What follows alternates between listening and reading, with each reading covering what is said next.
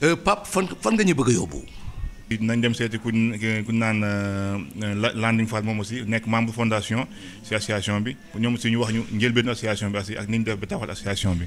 bu ñu fa jógee aussi ñu dem seeti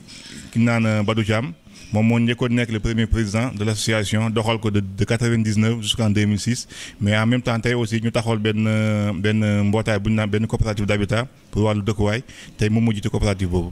bu ñu fa jógee aussi ñu dem seeti Yaa Ndeye moom mooy présidente des femmes de Gisona. naan di bàjjenu xale yi tey mu taxaw tey taxawaayu yaay taxawaayu mag taxawaayu maam tey si biir dëkk bi bu ñu fa jógee dem seeti ku ñu naan Saliou Gaaj tey moom aussi mu taxaw beneen mbootaay bu am solo muy wàllu dem màkk bi nga xam ne tey instant bi ñuy wax yoon ni taxawal na fi benn commission boo xam ne 20 personnes lañu woon kii ñeenti at yu weesu te yàlla dogal te bi ñoo ñëpp tey dem nañu màkk tey ba ñu taxawal beneen mbootaay boo xam ne c'est pour 40 personnes nañ fa dem aussi laajte ko moom ba nu mu def ba idée boobu ñëwal ko ba mu taxawal ko ba yàlla def si sutura. waaw tey nag ñu ngi fii kër Landing Fall ñu gën ko xamee ci Sagna nekk membre fondateur ci association bi au delà de loolu aussi man mu nekk sama mag di sama kilifa indi ma fii en 2002 yar ma nekk koo xam ne ci sama papam ñoo bokk benn ndey ak baay sama papa yar ko mu yar ma man aussi ma jul ci ay loxoom mu yar ma indi ma fii en 2002 ma nekk ci moom ba yàlla def bi sama soxna di ñëw tey moo tax ñu tàggoo aussi boobu ba tey ci ñu dëkk bu rafet. xam nga mu dëkk di ñu conseiller di ñu wax di ñu teg fu baax yemul suñu ko yemul non seulement suñu rek si ay rakam mais aussi mu jàllale ko si képp koo xam ne aussi seq na ak yow jàmm ak teraanga waaw tey nag moom lañ seet si tey en tant que membre fondateur si association bi pour ñu waxtaan ak moom si wàllu association bi. bàyyi ko rek mu nuyoog suñu mbokku téléspectateur yi. salaamaaleykum mbooloo mi ñu ngi nuyu mbokku Gisona yëpp di nuyu ñi ñu bokkal. fii Gisona bokk association bi di ñaan émission bi ñuy def ñu dugg si bisimilah rahmaani rahim génn si alhamdulilahi rabbil alamin di ñaan it yàlla may ñu lépp luñ ciy wax rek mu doon luy jëriñ te bépp njumte buñ ci def it ñu jéggal ñu ko xam ne doomu aadama moom matul salaam. kon mbokk yi ñoo ko déggandoo mu nekk lu am solo doomu aadama moom matul mais yaakaar naa ni waa Gisona macha allah comme ni ñu koy wax. L'expérience de Gisona qu'on va essayer de partager avec, disons, toutes les associations d'Europe, de l'Amérique, d'Afrique et tout ça, on a un travail immigré, ci biir association nekk lui dund nuy itam mën nañ koy indi ci anam joo xam ne très positif la tey su ma lay wax rek tey nga wax ma ci jël benn association bi xam ni yéenay membre fondateur yi loo ma ciy wax. waaw dinañ ci wax di nga xam ne suñu xel jàpp na ko yàlla def na ñun ñu ngi ñëw si dëkk bi en mai 99. première fête bi ñu fi def it ci année boobu lañ ko def mais boobu association bi sax dëgëragul woon mais mun naa ne en 2000 ci la affaire yi taxaw am na membre yi ko créé woon ñu bëri sax génn nañ fi. association bi ñu ko commencé ba léegi tànku kanam la am amul tànku gannaaw affaire bi yàlla def na ci xéewal ak gaay yu baax yi fiy jaar kilifa yu baax yi fiy jaar chaque année que Dieu fait rek affaire bi day gën a am yokkute ba. weer bi ñu nekk muy weeru gàmmu association bi it moo taxaw créer affaire bi yor ko ba macha allah démb def nañ fi gàmmu bu am solo mais it si kaw loolu association bi jur na fi lu bëri tey bu ñu gisee yokkute si famille je crois bien association bi am na si solo def na ci lu rëy quoi def na si jéego yu rëy parce que bu ma fàttali ko may nañu fi 10 contrats yoo xam ne. si turu association bi mooy ñi fi njëkk a ñëw ay sénégalais jóge bitim réew te loolu dafa mel ni ubbeeku la indi si ñun ba loolu moo waral sax fii famille boo fi gis rek indi na fi famille ñii indi nañ fi ay benn ba fu lim bi egg mënuñu wax ne indi nañ fi benn ba mën nañu wax daal ku nekk indi na fi sa famille te loolu yëpp si turu association bi la jógee ba tax na ñun biñ koy créer xëy na amuñu si woon yenn njort yi mais yàlla defal nañ si njort yu rafet actuellement te incha allah si kaw la jëm. loolu daal laa amoon lu may wax ci association bi. ci boobu ngeen koy tàmbali sooy wax membre yi ñaata la ñu woon ñun bi ñuy soog a tàmbali membre yi yàlla def na xëy na su ma limee mun naa juum su ma waxee nombre ne 10 lañu wala 15 lañu mun naa juum mais takkuwul woon par rapport ak léegi mais à peu près daal membre bureau yi bu motoon 10 it si lay yem wala bu ko ëppee lu tuuti lay kii mais yàlla def na man mun naa du ma citer tour nag mais mun naa ci wax lu mat 5 personnes yoo xam ne maa ngi ko jàpp nekkatuñ ci dëkk bi mbala lu ko ëpp mais yàlla def ne rëccuñ ko daal membre yi lu néew loon mais daal léegi lim bi moom association bi turam yóbbu na ko fu nekk en Espagne bu ñuy lim ñun duñu des ginnaaw 5 premières mun nañ ci bokk waxuma nag ñu ñooy jël pay mais mun nañ bokk 5 premières yi waaw loolu daal laa amoon ci li may wax loolu. mais lan mooy seen secret ba tey jii suñu lim ci association di ngeen bokk ci les 5 premiers. waaw suñu secret man jàpp naa ne lenn la rek quoi mooy xol yu ànd ak yéenante lu baax parce que man nag du ma olof quoi séeréer laa dégguma séeréer 100% mais it li ma mën a wax daal mooy dañuy yëkkatandoo di dóorandoo yéenante jàmm loolu bokk na si li tax association bi gën a am doole te bu ñu wootee membre yi nga xam ne ñoo nekk ci dëkk bi ak environnement dëkk bi ñoo ñëpp dañ siy jàpp te loolu li ko indi mooy xëy na ñi yàlla di jiital ba fi association bi egsi nii tey dañuy teg seen tànk fi ñu ko war a teg de plus ñi ñuy jiitalit nekk ñoo xam ne dañuy jubal parce que association yu bëri day am problème li koy indi mooy toujours nit ñi dañuy jiital seen intérêt personnel ñun nag waa Gisona yàlla suturaal nañu ba fii may wax ak yow nii loolu amagu fi te dañuy ñaan yàlla mu continuer loolu mooy seeni secret mooy que ne jub moo tax association bi egsi fu mu egsi ak yéeneente jàmm loolu moo ñu indil tey ba fu ñuy tuddee association fii si Espagne ñun dinañ bokk ci 5 premières yi parce que du ma égoïste di wax ne ñu ñooy paye wala ñu ñooy doos non mais dinañ egg ci 5 premières yi man jàpp naa ne sama xalaat bu gàtt loolu mooy seeni secret waaw. tey ñu gis tam benn mbir boo xam ne xëy na tam loolu tam dina gën a planifier ànd boobu moo di rek ñu yéen presque 99% wala 100% sax waa Gisona yëpp yéen a bokk fi ngeen di liggéey est-ce que loolu tam joué benn rôle positif par rapport à l'association. waaw loolu joué na benn rôle bu positif parce que am na lu ma fi mosoon wax mooy bi ñuy njëkk a def si ni feetu daaw bi forum bi ñu fi defoon. waaw même waa RTS yi ñoo fi ñëwoon sax wax naa ko parce que boo xoolee ci monde bi tey nga gis fu ay sénégalais di liggéey plus de 300 personnes waxuma ne amul de mais jafe na li ñu gën a jàppale ci association bi loolu bokk na ci ñu bokk benn place bi ñuy liggéeyee nga xam ne ku nekk xam nga sa tolluwaay ba tax lépp lu ñu jóg pour def ko yàlla daf ñu koy yombalal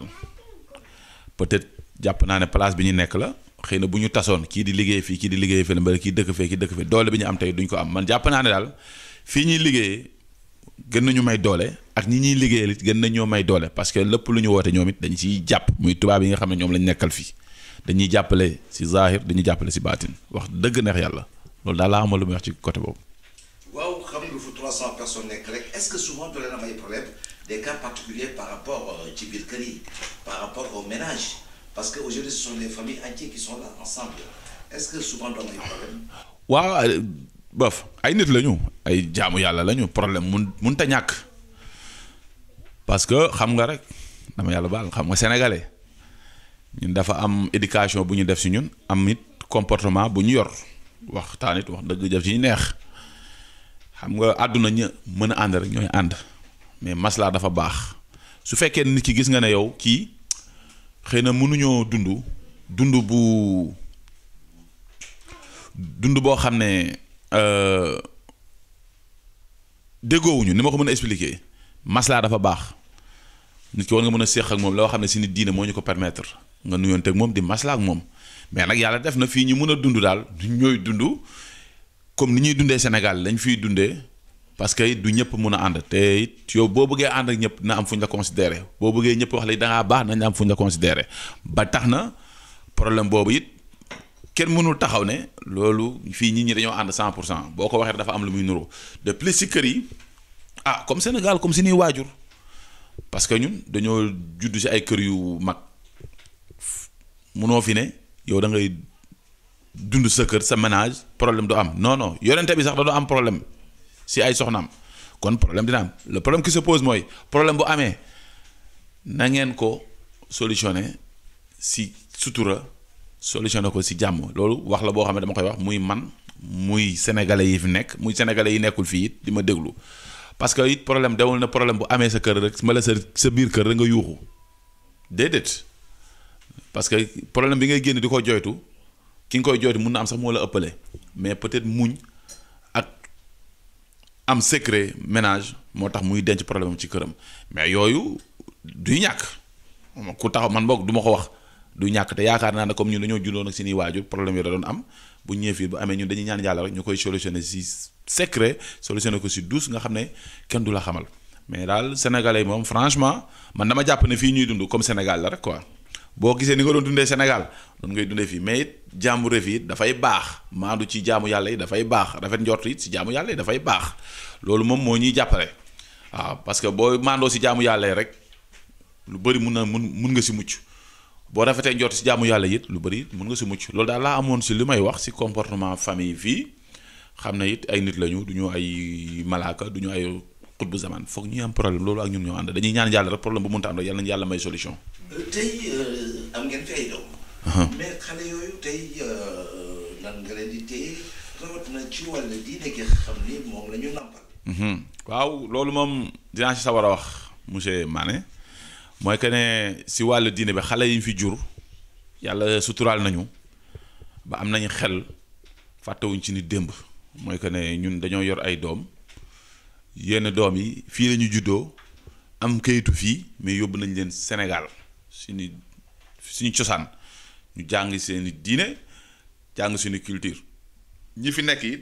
yàlla mu ñuy suturaal ñu ngi leen di toog si yoon ñu ngi leen di teg si yoonu siraatal mustaqim boo xoolee suñu doom yi ñi fi nekk nii ñi ñu nekkal ni ay 6 ans la ñu am te yàlla def na ñu ngi jàng alxuraan koo si jox léegi taril ma fatiha ma la qul huwa mu taril la ko waxtu julli xam nañu waxtu bu nekk nuñ koy jullee bu dee suba nañ la ne ñaar ràkka la bu dee tisbaar ñu ne la ñeent bu dee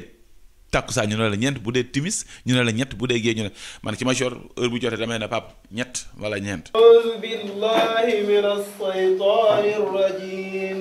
أعوذ بالله من الشيطان الرجيم بسم الله الرحمن الرحيم بسم الله الرحمن الرحيم الحمد لله رب العالمين الحمد لله رب العالمين الرحمن الرحيم الرحمن الرحيم مالك يوم الدين مالك يوم الدين إياك نعبد وإياك نستعين إياك نعبد وإياك نستعين اهدنا الصراط المستقيم اهدنا الصراط المستقيم صراط الذين صراط الذين أنعمت عليهم غير المغضوب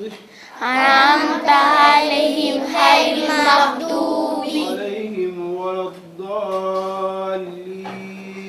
عليهم ولا الضالين آمين آمين. fii par samedi ak dimanche xale dañuy jàng alxuraan ñun du ñu fàtte fi ñu jógee parce que ñun boo ñëwee fii ba dugg si ni kër yi dund Sénégal la ñuy dund dinaa la nettali rek benn affaire bu gàtt ñun dañ fi am ay gan ñuy jóge ay France wala Italie mais bu ñëwee dañuy ne yéen comme Sénégal ngeen di dundee dañuy añ dañuy reer dañuy ndékki dañuy julli dañuy daayira dañuy kaamil ñun amuñu leneen loolu la ñu am parce que loolu la ñu xam te ñun loolu la ñuy ñaan yàlla si ni njaboot bi si yoon yooyu lañ leen teg actuellement yaakaar rek la ñu am li ñu yàlla sant ñu ngi koy def ñu ngi ciy jéem a teg seen njaboot li yàlla di décider ëllëg nag yàlla xam mais ñun lépp daal li ñu war ñu ngi si loolu daal laa amoon ci li may wax di ñaan it njaboot bi yàlla def si ñoom barke. parce que li ñuy dund moo ñu gën a jàppale parce que fii ay kilifa dañ fiy jaar ay kilifa yoo xam ne yàlla may na leen ñun dañoo jàpp nañ loolu bokk na si li ñuy dimbale ak mun naa ne 99% virgule sax laa ciy teg doomu sénégalais yi nekk fii dañuy def li leen war ci seen famille dañuy déglu seen famille dañuy jàppale seen famille loolu bokk na li tax je crois bien association bi am doole parce que ñun fàttewuñ suñu démb am na waaju koy wax fii buñ nee ab baaxi mbokk boobu da ngeen bëriwul ñàkkul ay benn te loolu baax na yàlla mooy bindee noonu ñàkkul ay benn yoo xam ne peut-être du ñu gisee ni ñi mbooloo bi di gisee mais loolu c'est normal parce que da ngay bokk ci famille yàlla def ñëpp tegu ci yoon am kenn koo xam ne du tegu ci yoon loolu yàlla mooy doxalee noonu loolu mooy suñu force ñun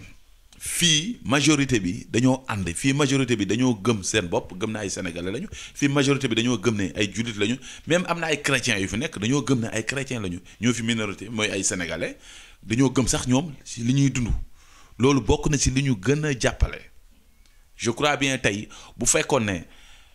60% ñoo àndu ci affaire bi je crois bien affaire bi du dem mais ñun yàlla daf ñoo suturaal ba mun naa ne 99 virgule nangam pour cent moo ànd ci affaire bi loolu moo tax yàlla def doole bi association bi am def doole bi daayira yi am tey daayira bu fi xew la ñëpp siy jàpp yow ak gis nga ko ñëpp siy jàpp démb gis nga si ne gàmmu gi bu njëkk biñ koy commencé ñun taalibe Baay Ñas yi ñoo ko commencé woon mais dañoo dem ba mu ëpp doole ñu léegi généraliser ko xejal si ñëpp léegi amatul ne ñi ñoo ko moom ñu Sénégal julliti sénégalais ñoo ko moom te je crois bien lii ñuy def fii firnde la waxuma la rek ci association mais firnde la ci diine xëy na tey booloo bi ñuy booloo fii tey di ko dund kilifa diine yi Sénégal buñ ko doon def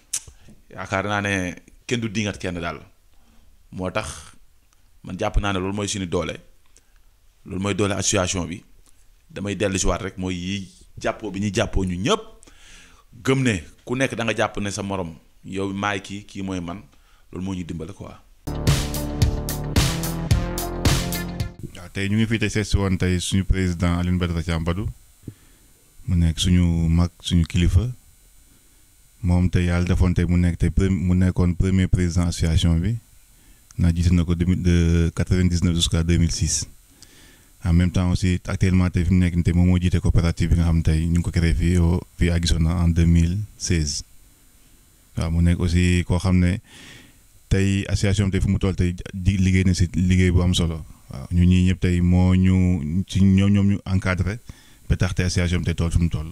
tey moom lañ seet pour mu ñëw wax ñu tey association bi si nan lañ ko créé ak aussi nan lañ fexe ba teg ko si loxo yi ñu ko teg ba ñu mun see jot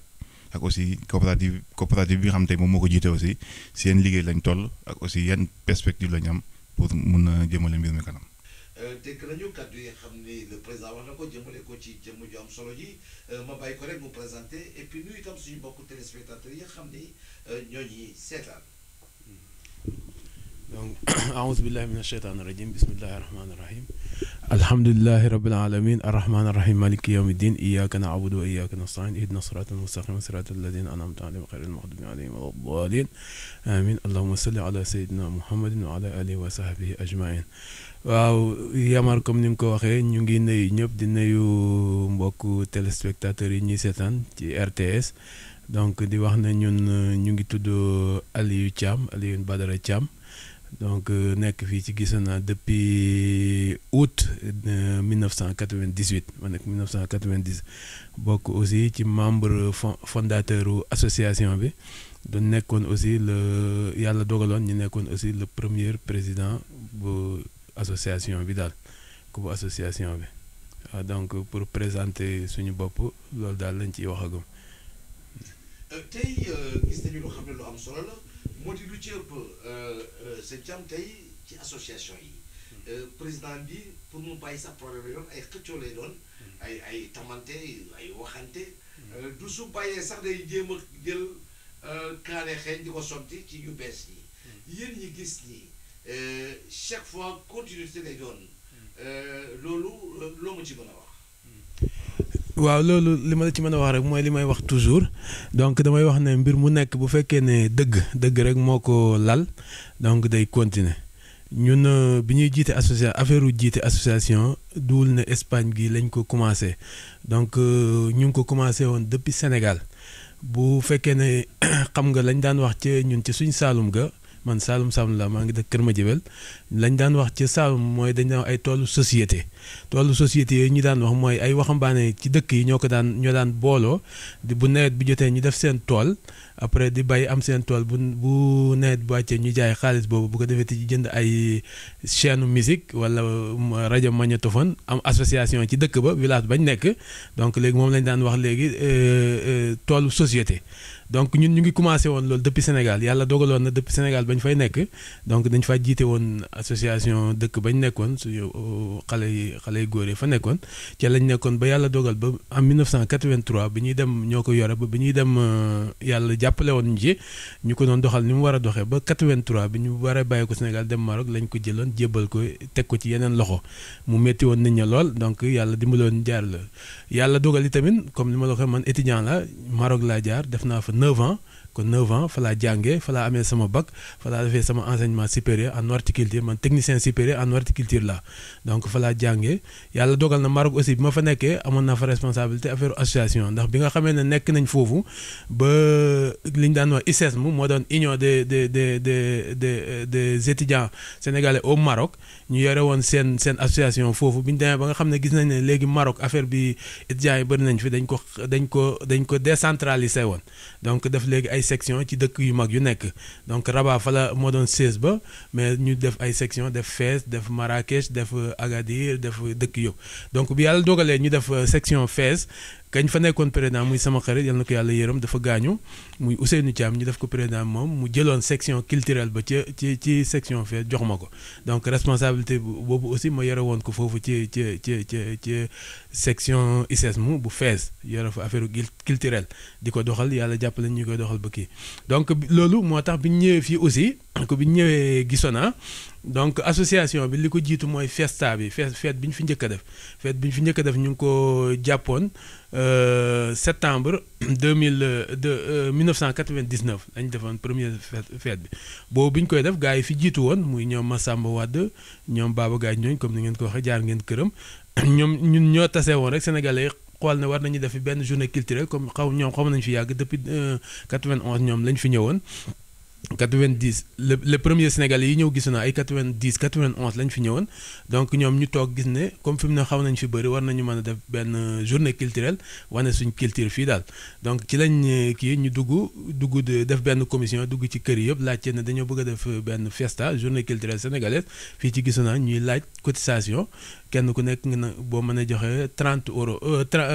5000 pesetas ci jamono jooju mooy 30 euros actuellement donc ci noonu lañ ko kiiyee dajale xaalis bi yëpp bi ñu ko dajalee kenn ku ne joxe 5000 pesetas ñu daal di ne jàpp ne septembre dañuy def première festa boobu donc bi ñu ko defee entre temps gouvernement bi nekkoon ci mairie bi fii nii ñooñu élection am ñooñu daanu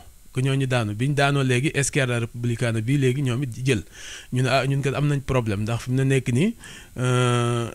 am na gouvernement bees peut-être li ñu waxtaanoon ak ñële dina yàqu mais yàlla dogal alcalde bi nga xam ne moo gagné woon muy Joseph Cosconera bi ñu demee waxtaan ak mun nañ non loolu amul benn problème donc continuer leen ci li ngeen d'accord ñun dinañ leen soutenir loolu ci mooy premier donc tout damay wax ne festa bi mooy ndeyu association bi ndax boobu association amutoon à part bi ñu defee noonu nag ci lañ def ay contact dem ci usine bi waa usine bi muy Kondal waxtu leen dañoo bëgg a def fiesta donc bëggoon ku ñu jàppale ak yooyu ñoom it ñu may ñu xaalis may ñu kii donc grâce à ñoom muy Kondal boobu ñoom ñoo wax ne bu fekkee nag lii da ngeen a bëgg ñuy am continuité ak yéen donc il faut ngeen am ñun mënuñu joxe xaalis ci loolu rek il faut ngeen am papier yu ñu xam yoo xam ne suñu leen joxee xaalis ñun dinañ ko mën a justifier donc ci loolu nag lañ xalaat ne bon comme loolu am na il faut ñu def association boo xam day am NIF maanaam day am numéro d'identification fiscale donc ci loolu fekk boobu amoon na association sénégalaise bu nekk Lérida bu yàggoon mais fonctionneetul donc léegi ñu ne bon au lieu que ñuy jéem a kii nañ dem comme ñun ci province Lérida la nekk nañ dem waxtaan ak sénégalais yi nekk Lérida ñoom buñ ñu mënee libéré papier yi ñu jox ñu ko ñun ñu continuer di doxal affaire bi fii nii mais yàlla dogal bañ demee ñu am ay quelques 3-4 semaines yoo xam ne chaque samedi ngoon ñu dem Lérida di waxtaan ak ñoom mais affaire ba sottiwut ci ay xuloo la mujjoon ak ay jàppante yooyu ñu ne daal li ñuy mën daal mooy bu fekkee dañoo bëgg a doxal association bi nañ ñëw fekki leen ñoom ci capital bi ñooy leen nag ñun comme yéen demu leen du ngeen ñu tardeel buñ gis nañ ne buñ leen fekk say da ñu tardé te ñun dañoo bëgg a dem donc daal su fekkee mën ngeen jox papier association bi ñun ñu kon su ngeen ñu ko mënta joxe nag ñu wuti leneen lu ñu def donc association ci la bi ñu ñëwee ci lañ ñëw woote réunion Kër Baba Gaaj ko Kër Baba Gaaj lañ woote réunion ne fi mu ne dañoo bëgg former association ñu former bureau man yàlla dogal na sa booba bureau bi amoon na président am vice président président moo doon Tafa Kebe vice président moo nekkoon Aziz Samb donc man secrétaire général laa doonoon ko laa nekkoon maa doon secrétaire général bi ñu loolu amee bi ñu formé kii ba pare ñu ne nañ Alia Seck ku ñëw Al Seck nekk secrétaire administratif moom yàlla dogal na jàngoon na espagnol puisque Sénégal la jànge woon ñëw fii defee comme xamoon na loolu may yàlla dogaloon na dégguma espagnol bu baax mais sama xel rafet na ñun ñaar presque ñoo taxawal affaire bi li tax ñu taxawal affaire bi mooy dañoo dem bi ñu formé affaire bi formé bureau bi président Moustapha Kébé vice président assistant man secrétaire moom secrétaire administratif plus yeneen membres yi fàttaliku ma nu mu demee woon ak gars yi ci bokkoon yëpp ñu ngeen jaar bi loolu amee yàlla bi nga xam ne dara tëwu ko mu dogal Moustapha Kébé bàyyi liggéey fii Gisona war a dem feneen côté Barcelone la même chose assistant bi nga xam ne moo nekkoon vice président moom itamit bàyyi liggéey fii ni war a dem feneen donc problème am ñu ne kon président bàyyi na ak vice président nan la ñuy def amatuñu président amatuñu ñu woote réunion Kër Baba Gaye di laajte ku bëgg a doon président pour ñu former waat affaire bi donc léegi ñu ne kenn nanguwut a jël kii boobu pour nekk président ñu ne comme léegi loolu moo fi sës nag bon léegi secrétaire général moom moo fi sës moo tax association bi dem na ay at yu yàgg yoo xam ne amutoon président de secrétaire général la man secrétaire général la woon maa ko jiite woon mais secrétaire général la woon dañoo bàyyi woon poste président ak vice président secrétaire général bi continué nekk comme président muy man donc ci loolu ci lañ jóg dem Lérida muy délégation territoriale bu Lérida laajte ku bëgg association nan ngay def donc ñoom ñoo ñu jox papier yi wax fi ñuy jaar nañu association am na Lérida mais ci même province bi problème bi rek mooy bu leen bokk tur mais bu dul loolu moom mun na nekk donc ci loolu lañ def comme ni ma la wax ni man yoroon naa sama idée Alia yoroon na déggoon na espagnol ñun ñaar ñun ñoo rédiger statut association bi buñ toogee ñuy sottiwante xalaat luy kii muy bind bu ñu bindee corriger yóbbu nañ ko foofu ay ñoom gars yu compliqué lañ yóbbu nañ ko ay 3-4 fois yooyu ñuy corriger ba finalement lañ ñuy wax ne donc affaire bi c'est ok li ngeen bind yëpp baax na donc yaakaar naa mois de août le 29 août su fekkee ne juumuma le 29 août 2000 ci lañ am premier kii bi niifu association muy papier carte d'identité association bi donc ci loolu la doxee loolu la yàlla dogaloon ñu ko defee ñu continuer yore bureau bi comme li ma la wax nag li nga wax noonu mooy dëgg mais ñun li ñu yitteeloon mooy mbir mi dañ koy lal ci dëgg dimbale doomu aadama yi moo ñu taxoon a jóg donc amuñ ci benn intérêt ci loolu lañ ko lal mbir mi nag saa yu ku dëgg lalee rek day dal di yoon man ba ma kiyee li ma njëkk a wax gars yi mooy li ma wax mooy xaalis dërëmu association ku ko lekk di nga ko génne bu festa amee képp ku ñu jox xaalis loo jënd indil facture ku indil facture bu kii bi passé ñu def régler bu dërëm ëppee ñu yokkal la bu manqué nga delloo ñu suñu xaalis waaye kenn du ñëw fii ñu lay jox xaalis nga naan dama jaar fii wala dama sama facture kuñ fi jox xaalis nga réeral facture yow yaay fay xaalis bañ la joxoon donc daal yàlla dogal na ñun am nañ formation diina aussi ndax dañoo jàng arabe Sénégal ba ñuy dem Maroc njàngam arabe moo ñu fa yóbboon dañoo jàng Sénégal ba nekk fa oustaz ba jàngale fa ay at arabe soog a dem 83 ñu soog a dem Maroc ba ñu amee bac yàlla dogal comme mënoon nañ français wala yooyu ci lañ bàyyi affaire arabe bi dal di dugg ci orientation kii bi horticulture mais comme diina yi nit ki boo amee formation diina bu jiitoo ci yow da ngay kii ñun man loolu laa gëmoon loolu aussi moom laa transmettre woon nit ñi donc ne la association moom ñëwuñ fi pour wut xaalis ñëwuñ fi pour kii première subvention bi ñu fi am c'était 10 000 euros que 10 000 euros ñaar ak ñett yëguñ ko man ak Alia Seck donc la Caixa ñoom ñoo ñu ko kii woon ñoo ñu ko subventionné woon la Caixa ci ay permis yu ñu fi créé woon ne dañuy defal gars yi ay permis cours permis jël ku ñuy jàngal ñu di ko fay def ay taasaay yooyu ci lañu gars yi si kenn yëgu ñun ñaar mais ba xaalis bi ñëwee dama ne ko xaalis baa ngi ni ñun ñaar ñoo ko yëg mais xaalis association kenn du ko lekk donc léegi loolu mooy li ci am solo daal moo di ne ñun bañ fay ñëwuñu woon pour di enrichir ci association bi wala di ci am dara dañoo ñëwoon ngir jaamu ci yàlla liggéeyal doomu aadama yi ndax gëm nañ ne comme ni yàlla wax yonent bi wax ko doomu aadama yi moom ku yàlla njabootu yàlla lañ ku leen di liggéeyal il faut nga di leen yàlla mu feeñ ci yow ku muy feeñ ci yow loolu moo ñu taxoon ñëw ci association bi loolu it moo lal association bi donc ñu nekk ci noonu bi nga xamee ne dem nañ ba gis ne suñu liggéey mënatuñ ko ñu commencé affaire dawal camion gis ne lii mënta amul compatibilité entre association puisque da ngay wàcc week-end yi woo ñu lay woo pour nga war a dem assister ci ay association ay Lérida ay ay Barcelone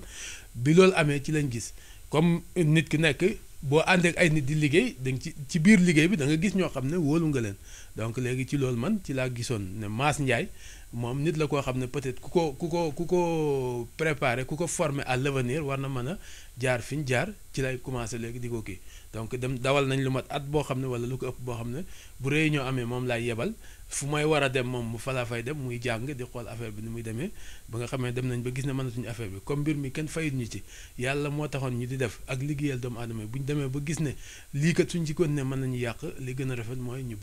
bàyyi gi nag teg la wutoon ne dañuy génne suñu loxo ci association man li may wax dama am histoire ak association bi donc mënuma ko bàyyi du yàqu ci sama loxo bëgguma aussi mu yàqu lépp lu ma mën a def ba kii ko waaye bàyyi gi li may def mooy damay arrière génn comme sama liggéey permettre ma loolu léegi nag jiital xale yi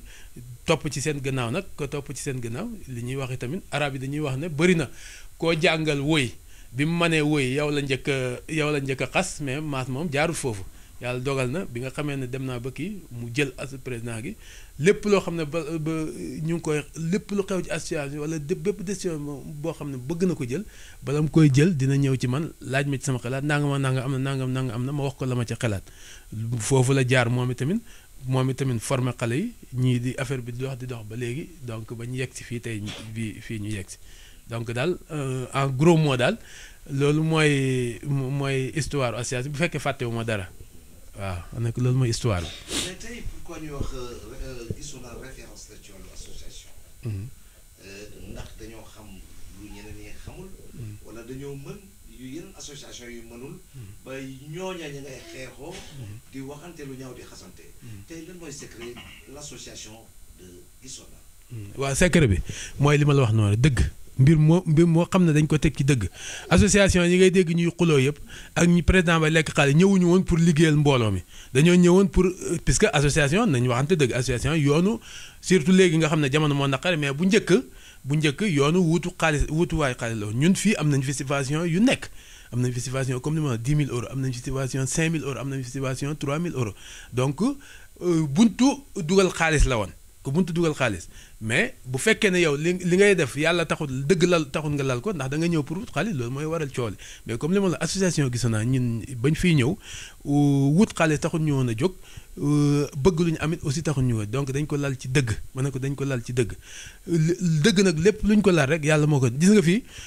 association bi léeg-léeg day am mbir da daan dox ba damay waaru ci yàlla damay wax ne mbir mi léeg-léeg mbir di xew yoo xam ne doo xam sax yow fu mu jaar ba sotti maanaam da ngay gis ne yàlla mu ngi ciy dugal loxoom daal te loolu yëpp dëgg gi rek moo ko waral léeg-léeg mbir am réussir rek ba ci réussite boo xam ne yow doo xam sax fu mu jaar donc immédiatement da ngay xam ne yàlla moo ci dugal loxoom te li tax yàlla dugal ci loxoom rek mooy dëgg gi ak amoo ci benn intérêt waaw donc nag mbir bu ñu ko lalee xam nga fi mu ne nii ñun ñëpp ay Sénégalais lañ kenn ku nekk am nga dignité am nga ay nawle donc ku fi ñëw comme mbir mi ci dëgg lañ ko laloon ak yoon ku ñëwit da ngay wax ne man mbir mi du yàqoo ci sama loxo. donc ñii fi jaaroon li ñu fi def du ma man samay nawle lañ Pape Sarr mi du toog ñu ne association Gisonna bi lekk naa fi xaalis ndax ñi fi jiitu woon kenn mosu fi lekk xaalis man en tant que Pape Sarr du ma lekk xaalis parce que samay nawle laa nekk keneen ëllëg keneen ku ñëw loolu lay wax 2000 ba léegi association baa ngi dox kenn mosu fi détourné xaalis kenn mosu fi lekk xaalis donc léegi man du ma ko def donc loolu rek mooy secret bi mais beneen fii xamuñ am na sax ñu gën a xam am na ñu gën a jàng jiite ay association mais du sotti mais ñun xamuñ dara mënuñ dara dëgg daal ci la affaire bi jaar loolu nag da ciy feeñ toujours yàlla daal moo ciy dugal loxoom ma ne ko yàlla daal moo ciy dugal loxoom. mu nekk lu am solo leen fàttali rek yéen a ngi suivre seen émission 15e région réalisée en face tey le cas de Gisonna. tey ñu ñëw ci wàllu coopération. seen coopérative bi nan lay doxee ak tam lu ko gën a tax a jóg lan la. nga wax ñu daal tuuti ci coopérative bi. waaw léegi pour coopérative bi moom kooku beneen kii la ndax xam nga fii immigré yi li ñuy wax toujours seen problème mooy problème dëkkuwaay donc fii depuis association bi taxaw depuis 2000 ba léegi ñu ngi doon wax ci problème mu coopérative donc ci jamonoy 2000 maa ngi fàttaliku Aline Ngouille Ndiaye bi nekk léegi ministre boobu moo nekkoon directeur yaakaar naa de crédit bu banque de l'habitat kooku ambassadeur andi woon na ko fii mu ñëw yendu si fii ci ñun am fi gars yu bëri ci lañ ubbi fi ay compte banque de l'habitat ñu waxtaanoon ak moom ne ko ñun dañoo bëgg coopérative donc léegi man ca année ba ca topp demoon naa Sénégal vacances demoon naa ba bureau ñuy waxtaan ci affaire yooyu donc ñuy toujours mu ngi woon ci suñu xel mais affaire bi sottiwul biñ demee nag ba daaw jéeg nag ñoom bureau ñoom Pape Sarr gën a jóg ci affaire ne fi ne daal coopérative tombeek Absa di fi ñëw moom itamit mooy directeur kii suñu diaspora ñoom it ñu sotti seen xam mu ne ñu daal coopérative bu ngeen ko bëggee wax ji du ko sottal donc léegi da ngeen di taxaw jéem a wut ay këyit pour taxawal coopérative donc léegi loolu ci lañ wootee réunion wax na daal fi mu ne nii jël nañ décision ñoom ñi pour taxawal coopérative donc bi ñu waxee loolu bañ xam ne fi mu ne décidé nañ Pape contacté ma dama bëggoon léegi su fekkee ne yàlla dogal na ñu kii nga jiite ko ma ne ko man de ñàkk jot ak ñàkk kii moo taxoon ma génn ci association bi ci jiite association mais nag lu mel nii comme li ngeen wax li ñuy commencement moom dafa jafe te comme ñun yàlla def na am nañ expérience ci yooyu ba tey li ñuy wax yonent bi dafa waxoon ne képp koo xam ne man lam yaxtam bi umuril muslimina fa laysa minhum képp koo xam ne jullit ñi am nañ yitte am na lu leen yitteel am nañ soxla nga man ca dara defoo ko ci bokkoo ci jullit ñi bu lii bëggee taxaw ñu ne ñu yaakaar nañ leen ci sañuñ koy bañ donc léegi ñun loolu moo ñu delloo siwaat ci coopérative yàlla dogal ba loolu amee ñoom ñi ñu taxaw kayit yi ñuy laajte yëpp ñu di ko dox ba ñu wootee assemblée générale formé bureau ñu teg ma ci kii may lan ñu jàppale ci pour 3 ans pour ñu jéem ci jàpp ba affaire bi taxaw ci lañ formé woon dal di woote ñi nga xam ne ñëpp bëgg nañuy bindu ba carnet de registre bi mu ngi nii am na 200 personnes yu bindu woon ci commencement bi xamuñ nag ba léegi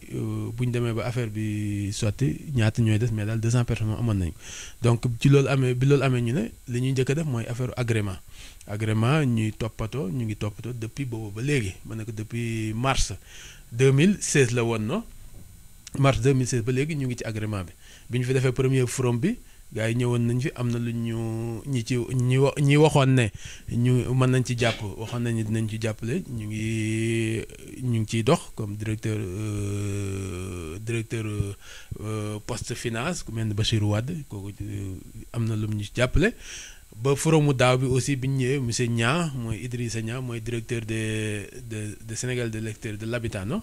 bon moom itamit ñëwoon na fi moom it actuellement moom moo ci nekk di dox daal fi ne bi loolu amee ñun fi ñu toll mooy comme li ma la wax am nañ 200 membres ci carnet bi ci lañ xalaatoon ñoom ñu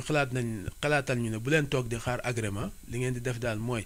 bu fekkee ne mën ngeen a commencer di cotiser ngeen commencer cotisation yi seet lu ngeen di cotiser par weer di ko denc en attendant agrément bi di génn donc ci loolu lañ toll ci ba tax janvier 2017 ci lañ woote waree ñu wax ne que ubbi nañ compte bëgg nañu commencer cotisation yi chaque mois léegi bëgg nañ kenn koo xam ne affaire bi intéressé na la nga dugal 50 €. ñu di ko denc en attendant ñuy xaar agrément bi ba muy sottee moom Idrissa Niang boobu àndoon na fi ak ku ñuy wax Idriss Mag Diakité mu ñëwoon de la part de CDC mooy caisse de consignation et d'épargne non waaw donc caisse de dépôt et de consignation ñoom it dañuy yëngatu ci affaire kër moom ñëwoon na fi ba firme signé woon nañ ak moom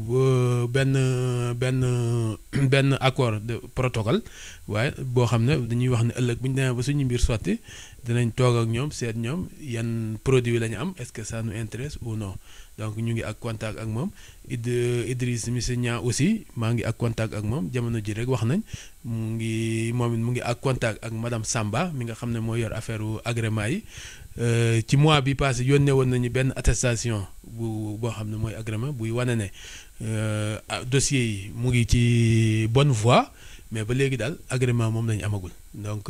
finalement dossier boobu yónnee woon nañ ko monsieur Kassé mi nga xam ne mooy représentant Banque de l'Habitat fii ci Europe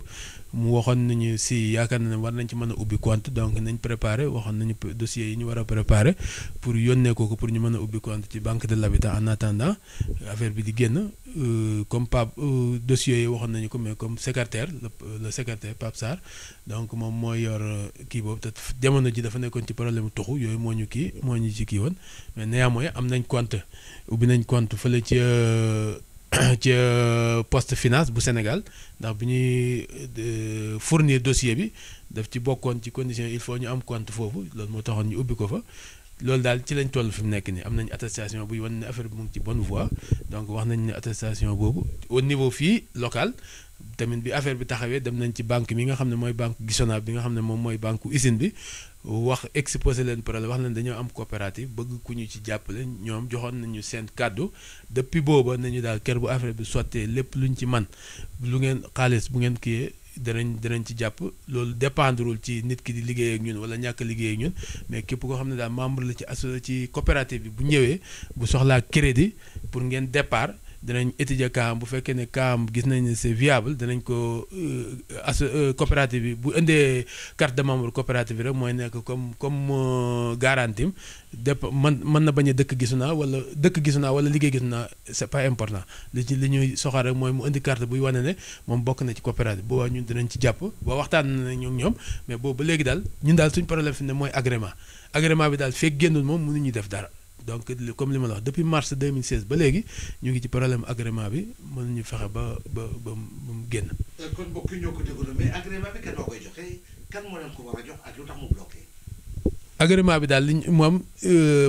day ay kii lay dox ay étapes lay dox ndax yaakaar na ministère de l'agriculture la ñu wax ne fa lay déparé bu fa bàyyee ko dem urbanisme kooku ñooñu signé ko kii ko bu fa bàyyee ko dellusiwaat agriculture. ñoom ñooy joxe agrément final bi donc léegi au début amoon na ci ay correction madame Samba boobu bi mu ko xoolee amoon na ay correction yi ñuy wax ne ay problèmes yi ñu ci waroon a corriger yooyu yëpp corriger woon nañ ko ba dugal ko finalement daal kii boobu daal attestation boobu daal jot nañ ko bu ñuy wan ne affaire bi daal mu ngi ci un certain Omar Sy yaakaar naa moo ko signé ne buy wane ne affaire bi yegg si nañ ci seen bureau ministère de l'agriculture mu ngi en bonne voie donc léegi en attendant attestation bi mën nañu servir pour lu ñu bëgg a lijjanti ñu lijjanti ko. xanaa yéen da ngeen fas yéene rek dem ci wàllu agriculture parce que maa ngi dégg ministère de l'agriculture wala coopérative bi dafa fan la bëgg a jublu au juste ci wàllu kër wala ci wàllu ay tool na maa ngi dégg ministère de l'agriculture. waaw non dama la wax ne la du affaire agriculture dañ ci ñun affaire kër lañ ci mais dama la wax ne affaire agrément yi ca Sénégal foofu noonu lay doxee. donc ministère de l'agriculture moo ko yore même monsieur Niang bi mu fi ñëw mu ngi doon expliquer ne loolu problème la waxoon ñoom ñu ngi koy étudier au niveau du Sénégal que ne affaire agrément habitat dañ ko bëgg a jël génnee ko ci ministère de l'agriculture yóbbu ko ministère d'urbanisme wala d'habitat la waxoon l'urbanisme mais noonu lay doxee agrément yi ci Sénégal ministère de l'agriculture fa lay déparé voilà donc du na ñun affaire kër lañ bëgg. man nag affaire kër la ñuy dox mais agrément yi mooy doxee noonu ca Sénégal. yéen daal bëgg ngeen benn cité daal. cité Gisona. exactement cité Gisona au Sénégal noonu lañ koy tuddee même autorités yi nekk fii joxoon nañ ñu seen xam nga fii boo naree usine bi ñuy liggéey dañuy def ay supermarché ak yëpp même ñoom joxoon nañu seen accord nañu kër bu cité boobu paree ñun jox nañ leen suñ kàddu que ne danañ leen ubbil foofu benn supermarché boo naree yaa ci cité boobu et puis danañ teew. ci inauguré kër bu ngeen koy inauguré danañ teew ci inauguration bi. yal na ko yàlla sottal. amiin kon nag mbokk yi ñoo ko déggandoo rek mooy perspective yoo xam ne tey day jëmale réew kanam mooy taxawaayu immigré ndeysaan ñëw ba bëgg fa def lu mel noonu. yaakaar naa ni dañ leen gën a jàppale les autorités sénégalaises aussi surtout dëkk bu mel ni Gisona yaakaar naa ni ay biram kenn waru ko tan xam lu. war nañ cee jublu ci anam joo xam ne anam ju gaaw anam joo xam ne Pastef dong lay àndal kon ñoo ko déggandoo. donc léegi ñu ngi lancé aussi appel ci autorités sénégalaises yi lu mel ni comme li ma la wax suñ problème coopérative depuis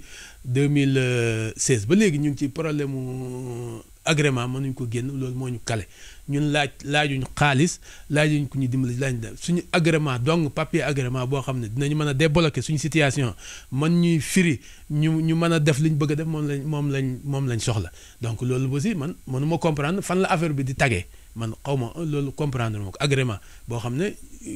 bu fekkoon dañuy wax ne dañ leen a laaj lu ngeen xam ne mën leen ko joxe wala yooyu ñu mën a comprendre mais papier boo xam ne dafa war a jaar fi mu war a jaar ay immigré yu nekk ci àll bi di liggéey bëgg a def lu mel ne benn cité deux cent logements au Sénégal cité donc loolu mënuñu fexe ba dépendre parce que nit ku amul carte d'identité mënoo def dara ñun agrément bi moo ñu téye nit ku amul yow fi ne ni tey boo génnoon di dox léegi ñu jàpp la li ñu lay njëkk a laaj mooy sa carte d'identité donc nit ku amul carte d'identité ñun foofu ne mënuñu dem fenn mënuñu wax ak kenn puisque amuñ carte d'identité donc carte d'identité boobu mooy agrément bi nañ ñu jàppale ak ni ñu ci mën a jàppale léegi ñu fexe ñu jot ci pour ñu mën a débloquer suñu situation ñun on est prêt la seule chose bu ñu bloqué actuellement mooy agrément bi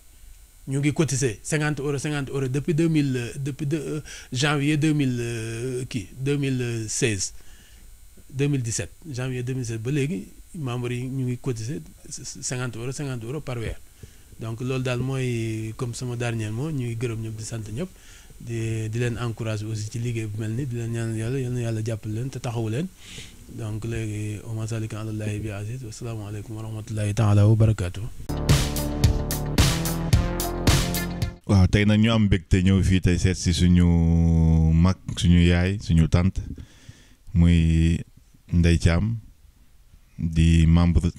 si bureau association bi nekk aussi bàjjenu xale yi tey mun na ne tey Sénégal te li ñuy wax naan bàjjenu gox tey kii tey mooy suñu bàjjenu gox tey fii tey si Gisona muy jigéen ju baax jigéen ju yaatu xol waaw jigéen joo xam ne daal wax dëgg fa yàlla tey ñun ñëpp tey kenn jooyul yaay parce que tey taxawoon nañu tey taxawu yaay taxawu jabar taxawu mag taxawuñu si lépp tey fii tey ku fi am doom buñ koy tudd moom moo koy fab tudd ko loolu tax tey ñu koy woowee bàjjenu xale yi loolu nag aussi mu ngi siy liggéey si wàllu jigéen ñi di àndam ak jigéen ñi aussi mu ngi siy liggéey bu mucc ayib si wàllu association aussi mu ngi siy def liggéey boo xam ne moom macha allah. waaw aussi loolu daal moom la ñëwoon tey seet si ko tey pour mu wax ñu tey ànd bi nga xam ne ànd na ko jigéen ñi Gisona yi ak aussi xam nga ni mu gisee jigéen aussi ak immigration ñu waxtaan seeg moom xam nga yàgg na si am na si expérience aussi ñu bàyyi ko kàddu yi aussi mu wax si ñaax jigéen ñi aussi am nga ak bépp jigéenu immigré. asalaamaaleykum wa rahmatulah. auzu billaahi mina seytaani rajiim bismillaahi rahmaani rahiim maa ngi leen nuyu yéen ñëpp ku si nekk ak sa tur ak sa sant maa ngi kontaan lool ci seet si bi ngeen ma seet si Yamar yow itam ñu ngi lay ñaanal yàlla na seen télé bi jëm ca kaw ca kanam ñi ngi sant daal ñu ngi gërëm waaw léegi ni ko Pape Sarr waxee léegi rek cër boobu moom yàlla moo ma ko jox si dëkk bi wax dëgg yàlla maa ngi leen siy gërëm di leen ci sant ñoom ñëpp wax dëgg yàlla fi ñu ma teg wax dëgg yàlla am na solo ndax jàpp ma comme seen jigéen doom ju fi juddu wax dëgg yàlla ñu jox ma ko ma wat ko uuf ko wax dëgg yàlla loolu lu fort la ci man nag lu fort la ci man kon maa ngi gërëm ñëpp di sant ñëpp di ñaanal tamit jigéenu Gisona wax dëgg yàlla ñoom tamit jox nañ ma cër bi jox nañ ma cër lool wax dëgg yàlla am ndax kenn xeebuma ci ku ma gis yaa nday xam nga seen doom yi ñu di leen wax loo joxal sa bàjjan xam nga loolu lu ma neex la daal ma ne ko lu ma neex la wax dëgg yàlla maa ngi sant ñëpp di gërëm ñëpp waaw maa ngi nuyu ñëpp daal. kon mbokk yi ñoo ko déggandoo den fàttali rek ñu ngi suivre suñu émission 15e région réalité en face yaa nday comme ni ñu la koy dàkkale rek tey lan mooy secret jigéenu Gisona yi ndax dañoo gis ñëpp ànd amuñu ay problème comme yenn dëkk yi di jàppante di dóorante di xuloog seen i jëkkër yëpp amu fi tey loolu lan mooy secret bi yaa tey. waaw loolu de xanaa sant yàlla rek ndax Gisona moom wax dëgg yàlla mën naa wax ne yàlla moo fi wàccee barke ba nga tax ne daal wax dëgg yàlla ñëpp dañoo ànd nekk si benn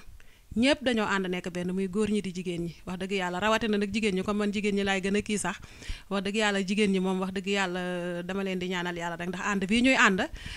yàlla na sax ma ne ko yàlla na sax wax dëgg yàlla dañuy yëkkatindoo di dóorandoo wax dëgg yàlla lu xew ci local bi ñëpp daje ñu jël nag lépp nag teg ci sama loxo wax dëgg yàlla loolu tamit lu ma mbégte bu fort la ci man. yàlla ñaata nga fi def fu mu toll nii. waaw léegi de defe naa ne maa ngi fi bëgg a yàggale def naa fi 2 fukki at ak benn suma juumut def naa fi daal 2 fukki at ak benn wax dëgg yàlla boobu ba léegi nag cër bi ma jox teggi wuñ ko boobu ba léegi daal cër bi ma jox teggiwuñ ko mën naa ne xale yi ma fi uuf tey léegi am na ñoo xam ne ñi léegi ñu am jëkkër wala am na ñoo xam ne ñi léegi ñu am jabar wax dëgg yàlla ma koy sante yàlla bu baax nag. tey soo amoon looy ñaanal jigéenu Gisona ak dëkku Gisona ak association bi loolu la ñuy wax. waa xanaa ñaanal leen rek yàlla barkeel seeni yëngatu association bi tamit wax dëgg yàlla ñoom ñooy primero bi daal wax dëgg yàlla association bi tamit ñoom ñooy ndey ji daal ñoom ñooy ndey ji gàmm yéen fiy def ak daayira yéen fiy def ak yooyu yëpp association bi moom moo jiitu wax dëgg yàlla Pape Sarr mi nga xam ne tey moo nekk ci bopp bi ci jamono yi may wax ak yow moom tamit dañ koy ñaanal yàlla rek yàlla na ko yàlla dooleel man nag yàlla na ko yàlla dooleel ndax wax dëgg yàlla association bi mi ngi dem ci kanam daal mi ngi dem ci kanam te dañuy ñaan yàlla mu gën a dem ci kanam. mbokk yi ba léegi rek ñu ngi wéyal waxtaan wi jëm ànd ak soxna si mu nekk lu am solo mais tey yéen jigéen ñi nan ngeen organisé wu seen biir waaw nu leen organisé wu ndax da ngeen am ay natt yu ngeen def comme Sénégal wala da ngeen am daal façon boobu daal loo ma ci mën a wax. waaye Yamar xanaa sant yàlla rek dañ fay am mbootaay nag dañ fiy def sun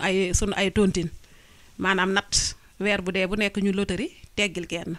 musuñu cee am benn problème kon loolu ci sant yàlla lay bokk.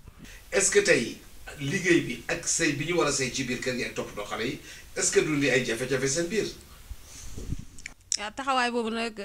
Yamar wax dëgg yàlla jigéen ñi ñu ngi def seen waar daal ndax ña nga ca liggéeyukaay ba buñ wàccee ñu ngi togg ñu ngi yàq seen jëkkër yi tamit ñu ngi leen di jàppale ci xale yi xam nga léeg-léeg nga gis léeg-léeg man ma génn gis seen borom kër yi di jëli seen doom yi te loolu yëpp ci jàppale ci sa soxna la bokk waaw loolu tamit daal ñu ngi koy dund fii man nag ñu ngi koy dund fii waaw metti na waaye xam nga immigration dafa metti il faut nga ànd ak sa jëkkër ngeen di jàppalante man nag il faut ngeen di jàppalante bu fekkee sa soxna dafa dem liggéey yow nga jëli xale bi bu fekkente ne sa soxna mi ngi togg yow nga am yow tamit loo ko defal loolu daal am na ci dëkk bi wax dëgg yàlla amuñu benn problème. waaw ñu ngi am mbégte tey ñoo fii seet si suñu mag suñu kilifa ñu koy wax El Hadj Saliou Gadj nekk suñu mag si dëkk bi nekk aussi kilifa bu ñu respecté. moom aussi mu nekkoon membre si association bi doon doxal association bi aussi ba diira bi mu fiy jógee aussi actuellement mu nekk président daayira waa Kër Mambaay fii tey si Gisona mais tey li tax tey volet bi ñu ko seetee tey mooy moom moo nekk initiateur benn mouvement bu ñu def fii pour wàllu aji màkk loolu ñu ngi ko initié ça fait plus de 4 ans fi mu nekk nii te loolu aussi gis nañ si njëriñ bi si am. loolu nag mu nekk nag loo xam ne dafa yëb ñu bëri fii tey si Europe parce que foo xoolee fii tey lu mel nii bu fekkee te dañ ko fay taxawal tey war nañoo ñëw bi si moom tey laajte ko tey loolu tey idée bi fi mu ko jëlee ak aussi nu mu def tey ba affaire bi réussir te loolu moo ñu fi tey pour ñu waxtaan nag moom tey si mbiru pèlerinage bi fii au niveau de Gisona. auzu billahi mina sheytaani rajim bismillahi rahmaani rahim wasalaatu wasalaamu ala rasulillah sayyidina wa nabiyina muhammad sallallahu alayhi wa sallam mbokk yi kon ñu ngi wax asalaamaaleykum wa rahmatullah si seet si bi nga xam ne moom la suñ mbokk yi seet si. ñu gis si taxaw ngeen benn mouvement bu xam ni damay wax rek pour dimbali ñenn ñi ba ñu mën a aji noonu nan la dikkee fu xalaat bi jógee. waa dañuy sant yàlla bu baax si li nga xam ne wax dëgg yàlla nañ ko roy dañuy wax ne roy baaxut waaye roy lu baax am na solo mu nekk xalaat boo xam ne bii dañoo gis ne depuis ba ñëwee si dëkk bi en 2002. yàlla dogal ne ki nga xam ne moo njëkkoon aji ci màkk fii ñu di ko wax Zeyda Duusu yàlla na ko yàlla yërëm mooy ki nga xam ne moo njëkk aji màkk fii ci dëkk bi ñaareel bi borom këram bañ pare ki nga xam ne mooy président association muy Badou Thiam moom it yàlla dogal mu aji ñu tegaat ci at bu ci topp Baba Gadj ak Seyni Thiam dem aji léegi ma gis ne daal wax dëgg yàlla nit ñi am nañ bëgg-bëgg bi pour aji waaye nag duul ne ku nekk moo ko mënal si ay moyens boppam donc si loolu ma gis benn xalaat boo xam ne bii wax dëgg yàlla dama ko roy si ki nga xam ne mooy sama waajur ndax moom it si ay jamonoom dafa daan tukki dem Dakar ba mu demee foofu mu gis ne suñ mbokki lébu yi donc ñu ngi def ay organisation pour man di dem aji màkk léegi si loolu mu laaj ci yan moyens la gaa yi defee. ñu expliqué ko ne ko ñii daal ay cotisation la ñuy def maa xam ne rek chaque année dañu mën a yebal ay nit moom si jamonoom mu ne woon incha allah su ma demee dellu dëkk ba en tant que nit diine su ma delloo dëkk bi organisation bi naa ko fa taxawal donc moom ba mu demee yàlla dogaloon mu defoon choix donc joxe proposition bi ñi nga xam ne ñoo nekkoon ci dëkk ba tey lu mat fukki nit ak juróom-ñett bokkoon nañ ci groupe am boobu mais nag yàlla dogal na peut-être ñun moyens yu ñu am ñoom amuñ ko woon waaye nag ñoom ñoo ñu ëppoon dogu ndax ñoom nekkuñu woon lu may ay cultivateur si li nga bay boo récolté si nga yaakaar man see def say cotisation mu nekkoon cotisation boo xam ne duré na nag ndax si jamono yooyu par benn nit wala par ñaari nit joo daan aji donc yàlla dogal mu taxawal ko ba yàlla dimbale ko si fukki nit ak juróom-ñett yëpp fukki nit ak juróom-ñaar yëpp ajal nañ seen aju bopp ba mu des grande sœur bi nga xam ne moom ñoo bokk ndey ak baay moom mooy ki nga xam ne moom moo ajul wut boppam waaye kooku tamit doomu boppam bu góor mi ñuy wax Dambo Koundoul mooy ki nga xam ne moo ko wuutu woon si loolu boo kooku moom moo mujjoon aji kon man nañu wax ne fukki nit ak juróom-ñett yëpp yàlla dogal nañu aji man ma gis na nag wax dëgg yàlla nit ku nekk sa waajur sa nawle la war nga mën a roy sa waajur su rawatina bu fekkee ne rek dafa doxoon si loo xam ne si lu baax la comme idée boobu expliqué woon nañu ko yàlla dogal ba mu diggee fii tamit un jour ma toog benn bés rek mën a wax dëgg yàlla lu suñuy waajur mën a taxawal mën ko organiser ñun ñu nekk fii ñu ngi liggéey kenn ku nekk yaa ngi yëngatu bu weer dee nga am sa tuuti sa salaire wax dëgg yàlla bu ñu organiser woo war nañ ko mën a taxawal fii léegi ne yàlla dogal ba ma jëlee xalaat boobu ma expliqué ko sama grand frère yi nga xam ne nekk nañ fi te ñoom it xam nañ mouvement bi si ndax yëg nañ ko si suñu waajur ma lancé ko si dëkk bi lancé ko si daayira bi donc si noonu peut-être nag bañ koy commencé ñu bëri jot woon nañ ne mbir mi du doon loo xam ne lu mën a taxaw la mais nag yàlla mu dara teew dimbali nañu bañ ko defee première année bi man daal fi mu ne nii damay proposer comme première année 20 personnes suñ defee 20 personnes ma def samay calcul ma ne suñ commencé ñu def ay cotisation 100 € mu ñu ko defee pour 20 personnes donc bu ñu organisé chaque année dañ mën a am bu doon 5 pèlerins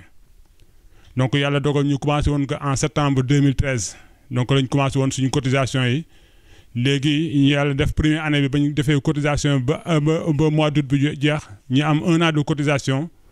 ma wax gars yi ne kon war nañu mën a jël 5 personnes ñi dem mais nag comme mbiru mbooloo la ba ñu toog waxtaan ñu ne léegi buñ jël xaalis bi yëpp rek def ko si 5 personnes ñi dem au moins nañ def 4 personnes pour que ñu am loo xam ne day nekk donc benn fond de caisse des fi ndax tamit tool mën naa am ëllëg ñaanuñ ko yàlla ñu d'accord si idée boobu yàlla dogal ñu commencé ko def ko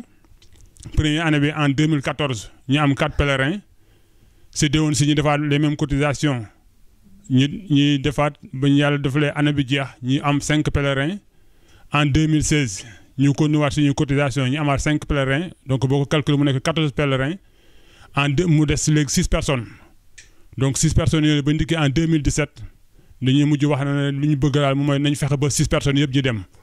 bu jaroon ñu xool suñuy calcul su fekkee ne am na sax benn apport boo xam ne si dolli tamit ñu dolli si ba nga xam ne 6 personnes yu dañ mën a demandoo ndax boobu amoon nañ possibilité 5 mën a dem mais dañu doon bañ ku mujj gi buy dem moom tongo ndax comme notion de groupe la dem en groupe bu mooy li nga xam ne moo dàq mais ba ñu yàlla dimbali ba ñu waxtaanee ba d'accord si ay kàddu ba ñu ko defee incha allah yàlla dimbali ñu si 2017 bi mujj nañu am 6 pèlerins bu yàlla dimbali ñu ba fi mu ne nii 20 personnes yi nga xam ne bokkoon na si groupe bi yëpp yàlla dogal na ñoom ñëpp aji nañ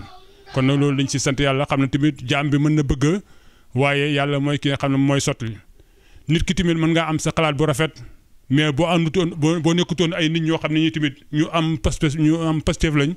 ay nit ñoo xam ne ñu am dogu lañ kon nag ko mën a xalaat dana mën a jënd mais réalisation du mën a nekk mais ñu mu ko seq wax dëgg yàlla man de peut-être yàlla dafa dogal idée bi jógee si man waaye ñu mu ko seq yaakaar naa ñoo ma gën a mat sax si bépp côté si taxaw si def si seen kéemtulaay kàttan ba mbir mi sotti noonu ak jàmm kon nag loolu mooy li nga xam ne daal wax dëgg yàlla moom moo doon suñ taxawaay si loolu yàlla dimbali ñu ba affaire bi réussir donc en août 2017 yàlla def affaire yi jeex bañ demee ba si dernière année bi tamit dernière réunion bi nga xam ne def nañ ko sama kër avant que pèlerins yi doon mujj dem am na ñu bëri sax dañu woon maanaam nañ lii daal nañ ko def mu nekk benn continuité nañ bëgg nañ tamit daal du jeex dañuy arrêté ko nañ ko continuer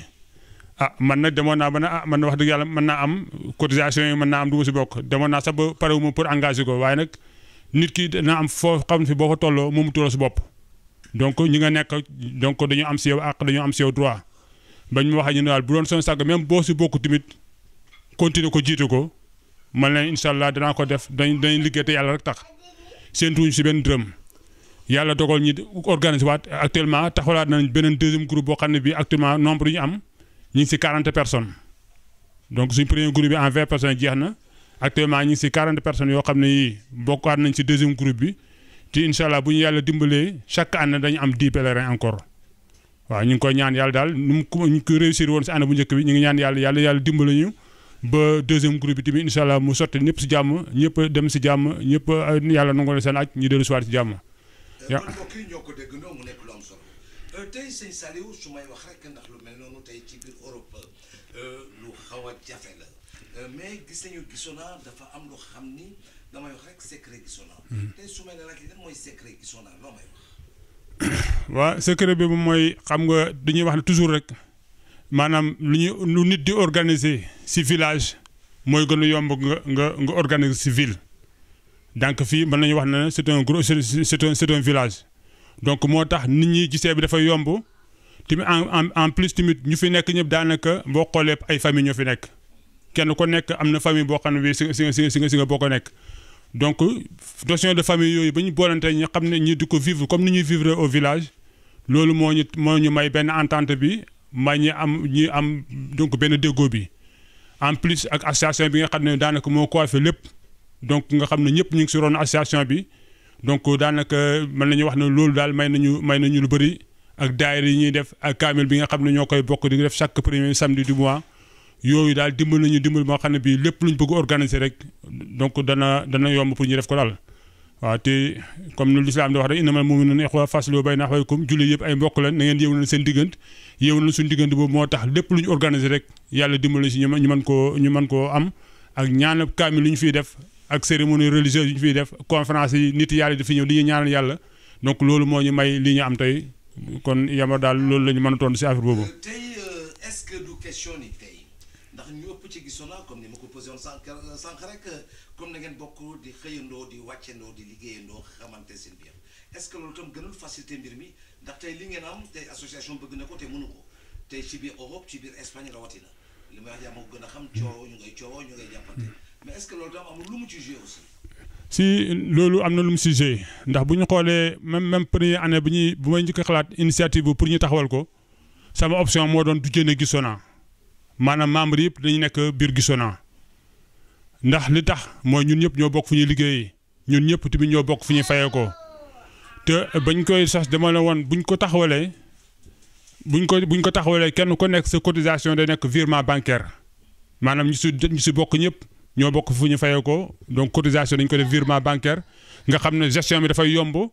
toujours da nga mën a ki nga xam ne moo si bokk su nekkee en règle da nga ko xam bu nekkul en règle maanaam da nga ko mën a gis dana am facilité pour mën koo gis mën a wax ak moom pour ko defee mu après boobu mu mën ko kii daal tax na ba daal donc le fait que ñun ñëpp ñu bokk fu ñu nekk bokk fu ñu liggéeyee donc loolu tamit nekk na ab yombal si mbir mi daal. tey soo amoon benn appel tey benn conseil booy jox yeneen association yi yoo xam ne xëy na tollu ñu fi ngeen tollu yéen pour dimbali leen lu leen di wax. waaw man boobaa lu mu leen wax rek mooy nit ki moom donc maanaam nañu wóolante ñun ñëpp ay Sénégal lañ ñoo bokk tamit maanaam li nga xam ne moom la ñu dund suñ dikkee nekk si benn barab donc yaakaar naa nit ki boo nekk moom pendant des années da nga xam ñi nga xam ne vraiment maanaam nit da nga jàng nit ñi nga xam ne vraiment am nga yaakaar ne ñii ñu jub lañu wala ñoo xam ne sax ñoo la gën a jub ñooñu yaakaar naa bu amee lu mat juróom ba juróom benn rek ñu am Pastef